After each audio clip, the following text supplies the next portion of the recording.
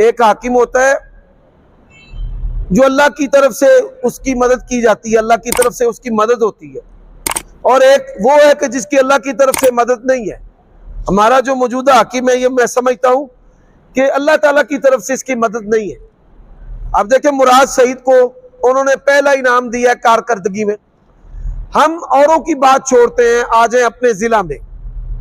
हमारे GT road की हालत देख ले कितनी बदतर है, शेखपुरा रोड की हालत देख ले कितनी बदतर है, काली सुबह रोड जो मंडियाला तेगा से गुजरता है उसकी हालत देख ले, पसरू रोड की हालत देख ले, हाफजाबाद रोड की हालत देख ले, गुजरांवाला जिला यहां से मंडी बहाउद्दीन को जो रोड जाता है उसकी हालत देख ले, गुजरात शहर का जो रोड है उसकी हालत देख ले। तो कहते हैं जी इसने सड़कों का जाल बिछा दिया, बड़ी सस्ती सड़कें बनवाई हैं, पता नहीं वो कहां पे बनवाई हैं।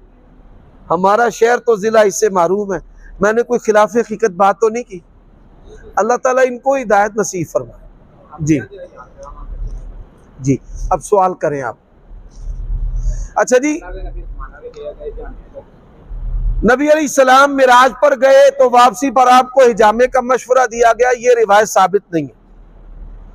ये हिजामा को प्रमोट करने वाले अक्सर बयान करते हैं, लेकिन इसकी इस्तेनादी हालत कमजोर है। सवाल है, एक आदमी उम्र का एक हिस्सा हुदूदुल्लाह तोड़ने में गुजार दे और फिर सच्ची तौबा कर ले तो क्या माफी हो जाएगी?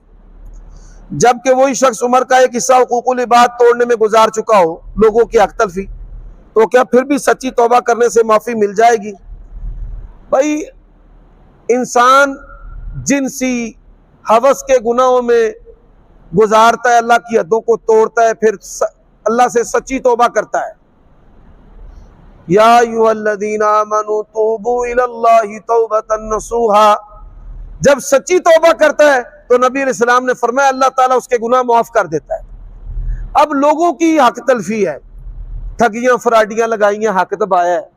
अगर तो माल पास है तो फिर तो लोगों के माली हुकूक जो है वो वापस करे, और अगर माल पास नहीं है, मफलूकुल हाल है, गरीब है, तो इंशाअल्लाह तौबा जो है उसके लिए काफी हो जाएगी। तौबा करे और आइंदा ऐसे गुनाहों से रुक जाए।